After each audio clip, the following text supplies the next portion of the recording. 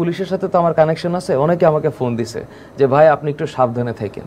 তা আমার কথা হচ্ছে আমি সাবধানে মানে সাবধানে কি থাকবো? আবার ঘরের মধ্যে আছি, সাবধানে কি খাটের নিচে থাকবো? না আমি এলাকার থেকে আমি মানে দেশের বাইরে চলে যাব? দেশের বাইরে কেন যাব? উগ্র তো দুই জায়গায় আছে। উগ্র তো পুলিশের মধ্যে ছিল, উগ্র তো ছাত্রছাত্রীদের মধ্যে ছিল। এখন পুলিশ যখন গুলি করবে তো ছাত্র তার বৈশা থাকবে না। চলমান সময়ে যখন আপনাকে ধরে নিয়ে যাওয়া হলো, আমি শুনেছি সেই সময় আপনি ক্লাস নিচ্ছিলেন, সেই সময়টার ঘটনাটা একটু শুনি। ক্লাস নিচ্ছিলাম, আমি পড়াচ্ছিলাম রুই মাছ ইন্টারমিডিয়েটের জুলজির সেকেন্ড পার্ট একটা চ্যাপ্টার রুই মাছ। ক্লাসে পড়াচ্ছি 26 ব্যাচ, এইচএসসি 26। আমি চিন্তাও করিনি যে পুলিশ আমার কাছে আসবে, চিন্তাও করিনি। কিন্তু আমাকে আগে থেকে পুলিশের সাথে তো আমার কানেকশন আছে, অনেকে আমাকে ফোন দিছে যে ভাই আপনি একটু সাবধানে থাকেন। তা আমার কথা হচ্ছে আমি সাবধানে মানে সাবধানে কি থাকবো? আবার ঘরের মধ্যে আছি, সাবধানে কি খাটের নিচে থাকবো? না আমি এলাকার থেকে আমি মানে দেশের বাইরে চলে যাব? দেশের বাইরে কেন যাব? মানে আর আমি করলামটা কি?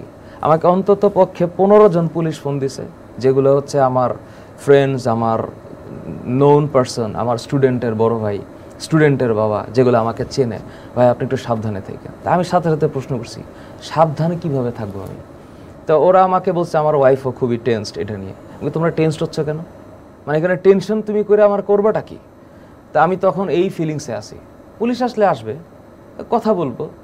আন্দোলনে গিয়ে তো আর আমি পুলিশকে মারি নাই। আমি যে আন্দোলনে গেছি, আমার পজিশনটা ছিল, আমার স্টুডেন্টদেরকে আমি বলছি যে তোমরা প্লিজ সরকারি সম্পত্তির কোনো ক্ষতি করবো না। দেখা যাচ্ছে উগ্র তো দুই জায়গায় আছে। উগ্র তো পুলিশের মধ্যে ছিল, উগ্র তো ছাত্রছাত্রীদের মধ্যে ছিল। এখন পুলিশ যখন গুলি করবে তো ছাত্র তার বৈশা থাকবে না। তো ছাত্র যার কি যা আছে তা নিয়ে পুলিশকে মারছে, পুলিশও অ্যাটাক করছে। এখন সিচুয়েশনটা হয়ে গেছে পুরোটাই হচ্ছে নন গ্রামাটিক্যাল অ্যাক্টিভিটি, কোনো মানে ইনসাফ এখানে নাই।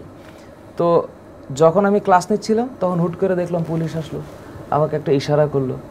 আমি তখনও ফিল করলাম যে যাই। পুরা দেখে আমার অফিস ভর্তি পুলিশ, এক একজন লাঠি সোটা নিয়ে পিস্তল টিস্তল নিয়ে এদিক ওদিক তাকাচ্ছে। আমি তো মনে হইলো যে বুঝলাম না কি দেখে, কি হয়েছে, আসেন আপনার সাথে একটু কথা আছে। তারপর আমাকে একটা ফোনে দেখাইলো, দেখেন তো এইটা আপনার প্রতিষ্ঠানের উনি?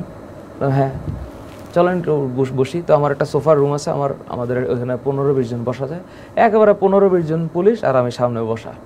তো বলতেছে ফাদ ভাই এই লোকটা কি আপনাদের অফিসের? হ্যাঁ। ওরা আবার ঘুরে আর একটা স্ক্রিনশট বাইর করে, এটা কি আপনার অফিসের? জি। ওনারা তো এইগুলা কেন লেখে? আমি বললাম দেখেন ভাই, আমি আসলে একটা মানুষ ফেসবুকে লিখতেছে, এটা আমি কিভাবে থামাবো? আমি কোন পলিসি দিয়ে থামাবো? তার মনে হয়েছে সে আমার পার্ট টাইম টিচার, তার মনে হয়েছে যে দেশে অরাজকতা চলতেছে, সে লিখবে ফেসবুক, এটা তার স্বাধীনতা।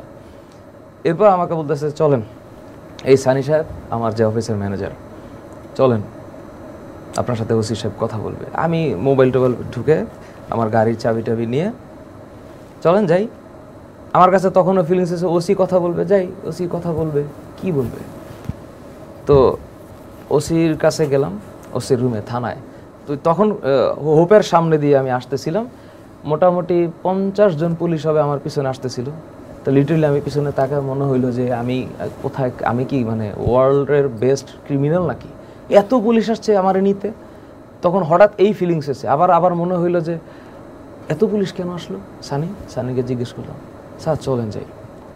আমাদের ফোন, আমার আর হচ্ছে সানির ফোন, দুইটা ফোন পুলিশ হাতে নিয়ে রাখছে। আমি জাস্ট লিটারেলি আমার একটা ড্রেস, আমার এফটি টি শার্ট, হাঁটতেছি। এমন সময় হোপের সামনে পানির ট্যাঙ্কির যেই জায়গাটা, ওখানে দাঁড়াচ্ছিলাম, পুলিশের যে ভ্যান আছে না, এই যে মাইক্রোর মতো দেখতে এক ধরনের ভ্যান, ওই আসলো। এই তখন আমার একটু কেমন যেন লাগা শুরু করলো, আমার হাতে ধরলো একজন, মনে হলো যে আমি একটা আসামি। আমি বললাম ওয়েট, আমাকে ধরা দরকার না, আমি উঠতেছি। সে আরও শক্ত করে ধরলো আমাকে, ধরার পরে পুলিশের গাড়িতে উঠাইলো। এই তখন নিজের একটা আসামি ফিলিং হচ্ছে, মানে জীবনে তো পুলিশের গাড়িতে উঠি নাই। পুলিশের গাড়িতে উঠাইলো, পুলিশ আমাকে ধরে রাখছে, কিন্তু এক পাশে একজন আর এক পাশে আরেকজন, সামনে 2 জন বসা, সবার হাতে আর্মড।